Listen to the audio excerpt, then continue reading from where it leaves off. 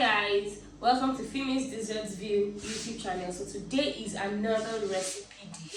We're going to learn how to make the good old sponge cake. This is not a vanilla cake, but this is typically just the sponge cake that is very perfect to make your desserts, to make your white forest cake, and all those kind of very lightweight textured kind of cakes good with your ice cream. It's basically comprises of the flour, the eggs, the sugar. And you're going to be needing 4 large eggs as seen here. I'll be breaking this and I'll be showing you 4 large eggs. You're going to be needing 1 cup of granulated sugar. You're going to be needing 1 cup of all-purpose flour. You're going to be needing 1 teaspoon of baking powder. You're going to be needing half of a teaspoon or about 1/4 teaspoon of salt. Some people even ingredients. You're going to be needing 1 tablespoon of hot water. It's hot water, so I'll just take a little bit and mix it together. And then you're going to be needing 2 tablespoons of melted butter, not margarine, butter. And then you're going to be needing 1 teaspoon of vanilla flavor. You're going to be mixing all of this together into a thin, liquid, and that's what's going to be going in after. Make sure that before you start this process, make sure your oven is preheated to the mark of 180 degrees. Cracking the eggs into the bowl, as seen here. You can as well crack your egg separately, but I'm just going to be cracking it. Now make sure you don't have shells in it. And you have to make sure to whip up your eggs properly, because if you do not, you're going to end up with like an eggy result that would have even an unappealing smell. So now, because of the noise, I'll turn on this mixer and I'll stop it, and I'll only show you again when it has come to that foamy texture I want it to be, foamy result, and then I'll show you when I want to add the sugar into it.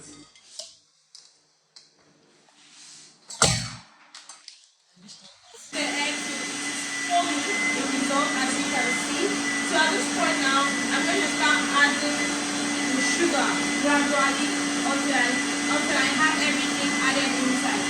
I will be going ahead to whip it for the next 15 to 20 minutes because I want it thoroughly done if I add any other ingredients. So this is the 1 cup of sugar. Also, I'll start adding that gradually. So I will leave this for the next 20 minutes, 15 to 20 minutes, and be back when it's done to my satisfaction. So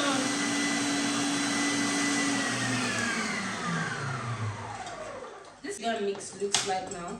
After whipping for about 15 minutes, you're supposed to have like a thick thread, as seen here, something like this. Then you know it's done.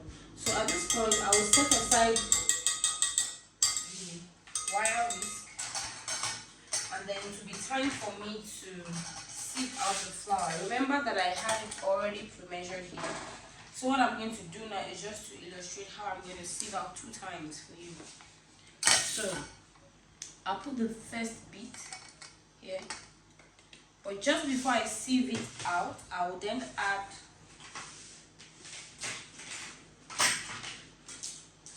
the 1 teaspoon of baking powder, as stated earlier.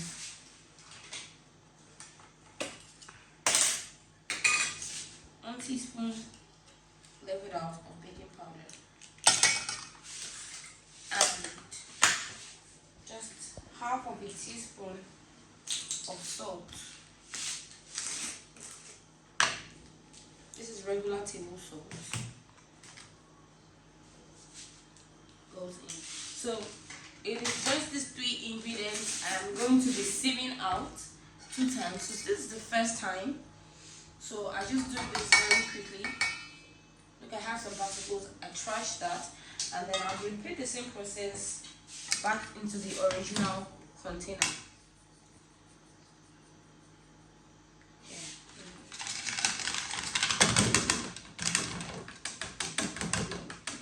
So here again. So the flour is ready now. This is the flour.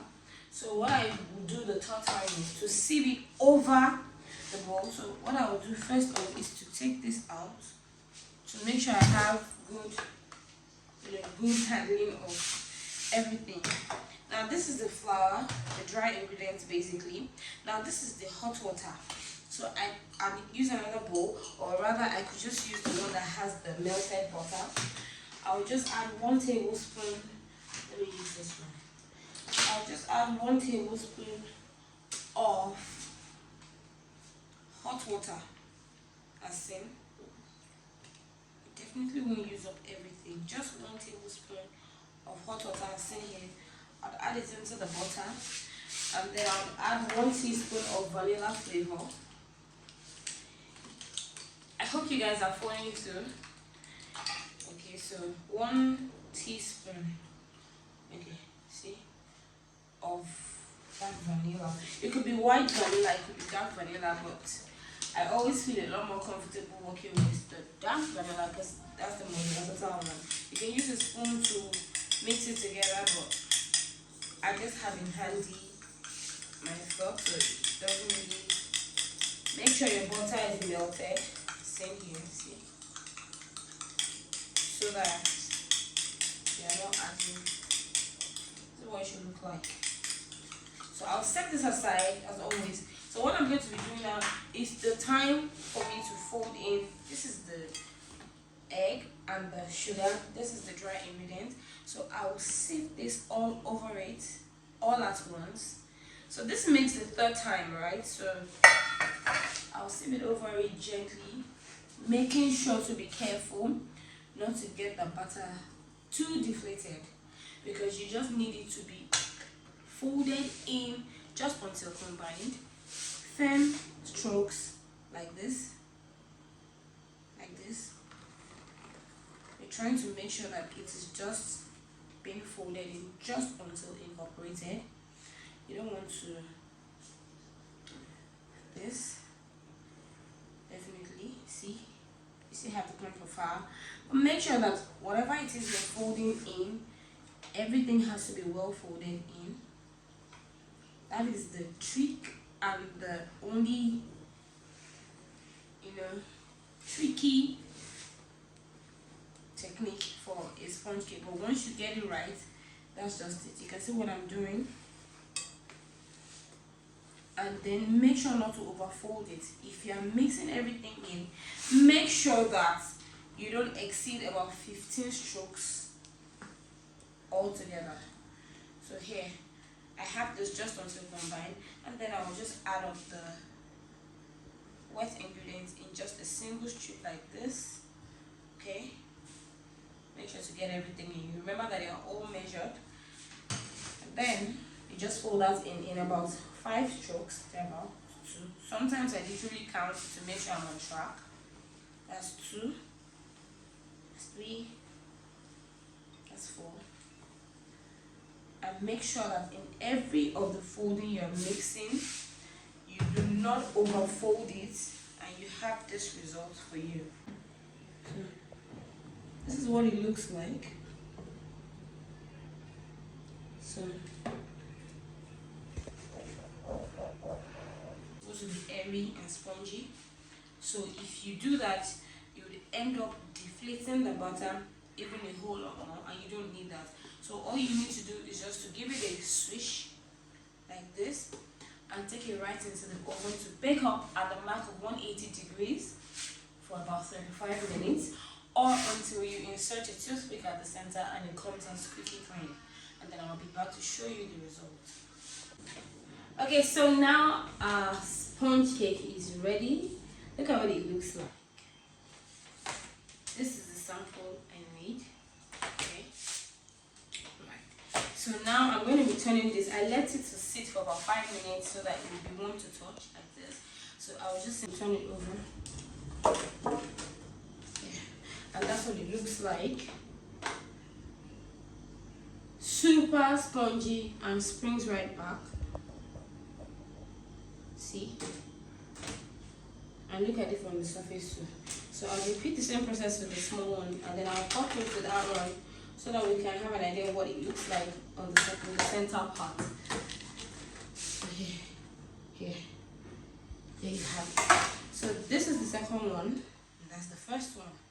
So you can see how it looks.